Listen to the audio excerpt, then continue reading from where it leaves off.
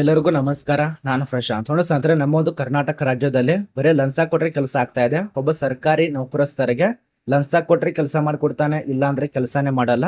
ಉದಾಹರಣೆಗೆ ಕ್ಲರ್ಕ್ ಇದ್ದವನು ಒಂದು ಸಿಗ್ನೇಚರ್ ಮಾಡ್ಸಂತಮ್ಮ ಅಂದ್ರೆ ಸುಮಾರು 5ರಿಂದ 10,000 ರೂಪಾಯಿ ಲಂಚ ಕೊಡ್ಲೇಬೇಕಾಗತ್ತೆ. ಯಾಕಂದ್ರೆ ಮುಖ್ಯ ಕೆಲಸ ಇರತ್ತಲ್ಲ, ಕೊಡ್ಲೇಬೇಕು. ಪಾಪ ಅವನ ಕಡೆ ಮಾಡ್ಸ್ಕೊಂಡ್ ಬರ್ಲೇಬೇಕು.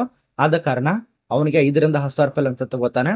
ಅಷ್ಟೇ ಅಲ್ಲ, ಗ್ರಾಮ ಪಂಚಾಯತಿಗಳಲ್ಲಿ ಹೋದ್ರೆ ಬರೀ ಒಂದು ಫಿಡಿಯೋ ಇದ್ದವನು ಯಾರ ಕಡೆ ಒಂದು ಸಿಗ್ನೇಚರ್ ಮಾಡ್ಸಕ್ ಹೋದ್ರೆ 10ರಿಂದ 20,000 ರೂಪಾಯಿ ಲಂಚ ತಗೋತಾರೆ, ಅಥವಾ 5ರಿಂದ 10,000 ತನಕ ಲಂಚ ತಗೋತಾರೆ. ಅಷ್ಟೇ ಅಲ್ಲ, ಇದು ನಮ್ಮ ಒಂದು ಪೊಲೀಸ್ ಇಲಾಖೆಯಲ್ಲಿ ಕೂಡ ಹೋದ್ರೂ ಕೂಡ ಆ ರೀತಿಗೆ ಆಗ್ತಾ ಇದೆ. ಬರೀ ಒಂದು FIR ಮಾಡಿಸೋ ಸಲುವಾಗಿ, ಬರೀ ಒಂದು ಕಂಪ್ಲೇಂಟ್ ಬರ್ಸೋ ಸಲುವಾಗಿ ಆ ಒಂದು ವ್ಯಕ್ತಿ ಕಡೆಯಿಂದ ಸುಮಾರು 5ರಿಂದ 10,000 ತನಕ ಲಂಚ ತಗೋತಾರೆ. ಅಥವಾ ಪಾಪ ಹೆಣ್ಮಕ್ಳು ಆದ್ರೆ ಆ ಒಂದು ಹೆಣ್ಮಕ್ಳ ಕಡೆ ಏನಂತಾರೆ ಅಂದ್ರೆ, ಈ ಒಂದು ಪೊಲೀಸ್ ಅಧಿಕಾರಿಗಳು, ನೀನು ನನಗೆ ಈ ರೀತಿಯ ಕೊಟ್ರೆ, ನೀನು ನಾನು ಕೆಲಸ ಮಾಡಿದ್ರೆ ಮಾತ್ರ ನಿನಗೆ ಈ ಒಂದು FIR ಮಾಡಿಸ್ಕೋತೇನೆ, ಇಲ್ಲ ಅಂದ್ರೆ ನಿನ್ ಕೆಲಸ ಮಾಡ್ತೇನೆ, ಇಲ್ಲ ಅಂದ್ರೆ ಈ ಒಂದು ಕೆಲಸ ಮಾಡಲ್ಲ ಅಂತೇಳಿ ಈ ರೀತಿಯಾಗಿ ಹಣ ತೊಡ್ತಾರೆ ಅವ್ರ ಕಡೆಯಿಂದ. ಇಷ್ಟು ಹದಗೆಟ್ಟ ಅಧಿಕಾರಿಗಳಿದಾರಲ್ಲ ನಮ್ಮ ಒಂದು ಕರ್ನಾಟಕ ರಾಜ್ಯದಲ್ಲಿ. ಕೆಲವರಿಗೆ ಮಾತ್ರ ಹೇಳ್ತಾ ಇರೋದು, ಕೆಲವರಂತರೂ ನಿಷ್ಠಾವಂತ ಅಧಿಕಾರಿ ಇರ್ತಾರ. ಈ ಒಂದು ಪೀಠಿಕೆ ಹಾಕೋದಕ್ಕೆ ಮುಖ್ಯ ಕಾರಣ ಏನಂದ್ರೆ, ನಮ್ಮ ಒಂದು ಕರ್ನಾಟಕ ರಾಜ್ಯದಲ್ಲಿ ಅದೇ ಘಟನೆ ನಡೆದಿರತ್ತೆ. ಹಾಸನ ಜಿಲ್ಲೆಯಲ್ಲಿ ಒಬ್ಬ ಖಾತೆ ಮಾಡಿಸೋ ಸಲುವಾಗಿ ಒಬ್ಬ ವ್ಯಕ್ತಿ ಬಂದಿರ್ತಾನೆ, ಅದು ಪಟ್ಟಣ ಪಂಚಾಯತಿಗಳಲ್ಲಿ. ಆ ಒಂದು ಪಟ್ಟಣ ಪಂಚಾಯತಿ ಇರುವಂತ ಮುಖ್ಯ ಅಧಿಕಾರಿ ಎಷ್ಟು ಲಂಚ ಕೇಳಿರ್ಬೇಕು ಹೇಳಿ, ಒಂದು ಖಾತೆ ಮಾಡೋ ಸಲುವಾಗಿ. ಅಂದ್ರೆ ಈಗ ಆಧಾರ್ ಕಾರ್ಡ್ ಮಾಡ್ಸೋಕೆ ಎಷ್ಟು, ರಿಜಿಸ್ಟರ್ ಮಾಡೋ ಸಲುವಾಗಿ ಎಷ್ಟು ಹಣ ತೆಗಿತಾರ, ಒಂದು ಬ್ಯಾಂಕ್ ಪಾಸ್ಬುಕ್ ಲಿಂಕ್ ಮಾಡ್ಬೇಕಾದ್ರೆ ಎಷ್ಟು ಹಣ ತಗೋತಾರ, ಒಂದು ಮೊಬೈಲ್ ನಂಬರ್ ಲಿಂಕ್ ಮಾಡ್ಬೇಕಾದ್ರೆ 150 ರೂಪಾಯಿ ತಗೋತಾರಲ್ಲ ಪ್ರೈವೇಟ್ ಅಲ್ಲಿ. ಅದೇ ಒಂದು ರೀತಿಯಲ್ಲಿ ಇವರು ಬೇಡಿಕೆ ಇಡ್ತಾರೆ, ನನಗೆ ಇಷ್ಟು ಕೊಟ್ರೇನೆ ನಿನಗೆ ಈ ಒಂದು ಕೆಲಸ ಮಾಡಿಕೊಡ್ತೇನೆ, ಇಲ್ಲ ಅಂದ್ರೆ ಆ ಒಂದು ಕೆಲಸ ಮಾಡಿ ಕೊಡೋದಿಲ್ಲ ಅಂತ ಹೇಳಿ ಕ್ಲಿಯರ್ ಕಟ್ ಆಗಿ ಹೇಳ್ತಾರೆ. ಆ ಪಾಪ ಒಂದು ಕೆಲಸ ಆಗ್ಲೇಬೇಕಲ್ಲ, ಕೆಲಸ ಆಗ್ಬೇಕಂತ ಹೇಳಿ ಅಷ್ಟು ರೊಕ್ಕ ಕೊಡ್ಲೇಬೇಕು, ಇಲ್ಲ ಅಂದ್ರೆ ಕೆಲಸ ಮಾಡಿಕೊಡೋದಲ್ಲ ಅಂತ ಕ್ಲಿಯರ್ ಕಟ್ ಆಗಿ ಹೇಳಿಬಿಡ್ತಾರೆ ಅವರು. ಅವ್ರು ಬೇರೆ ಆಪ್ಷನ್ ಇರೋದಲ್ಲ.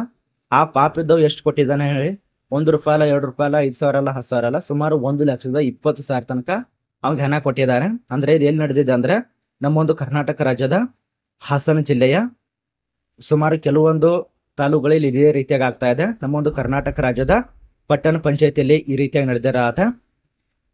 ಮುಖ್ಯ ಲೆಕ್ಕಾಧಿಕಾರಿ ಅಂತ ಹೇಳಿ ಪಾಪ ಒಬ್ಬ ಬಸವರಾಜ್ ಅನ್ನೋರು ಇವ್ರ ಹೆಸರು. ಮುಖ್ಯ ಲೆಕ್ಕಾಧಿಕಾರಿ ಬಸವರಾಜು ಹೊಸದಾಗಿ ಅಪಾಯಿಂಟ್ಮೆಂಟ್ ಆಗಿತ್ತು.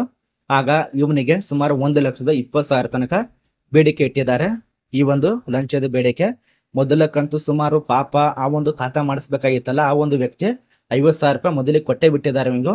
ಯಾಕಂದ್ರೆ ಪಾಪ ಇವ್ ಖಾತೆ ಮಾಡಿಸ್ಬೇಕಲ್ಲ, ಏನು ಮುಂದಿನ ಆಪ್ಷನ್ ಎಲ್ಲ ಕೊಟ್ಟು ಬಿಟ್ಟಿದ್ದಾರೆ. ಅದ ನಂತರ 2ನೇ ಕಂತಿಗೆ ಸಂಬಂಧಪಟ್ಟಂತೆ 70,000 ರೂಪಾಯಿ ಕೊಡ್ಬೇಕಂತ ಹೇಳಿದಾಗ, ಅಲ್ಲಿ ಇರುವಂತ ಎಸ್ ಪಿ ಮಾರ್ಗದಲ್ಲಿ ಇನ್ಸ್ಪೆಕ್ಟರ್ಗಳು ಸುಮಾರಲ್ಲಿ ಲೋಕಾಯುಕ್ತ ಸಹಾಯದಿಂದ ಆ ಒಂದು ಬಸವರಾಜ್ ಅನ್ನೋರು ಮುಖ್ಯ ಲೆಕ್ಕಾಧಿಕಾರಿ ಇದಾರಲ್ಲ, 70,000 ತಗೊಳ್ಳೋ ಸಮಯದಲ್ಲಿ ಅಲ್ಲಿರುವಂತ ಲೋಕಾಯುಕ್ತ ಬಲೆಗೆ ಬಿದ್ದಿದ್ದವರು. ನೋಡಿ ಸಾಂದ್ರೆ, ನಮ್ಮ ಒಂದು ಕರ್ನಾಟಕ ರಾಜ್ಯದಲ್ಲಿ ಇಂಥ ಒಂದು ಹದಗೆಟ್ಟ ಅಧಿಕಾರಿಗಳಿದಾರಲ್ಲ, ಪಾಪ 70,000 ಕೊಡೋ ಸಮಯದಲ್ಲಿ ಲೋಕಾಯುಕ್ತರು ಬಂದು ದಾಳಿ ಮಾಡಿದ್ದಾರೆ.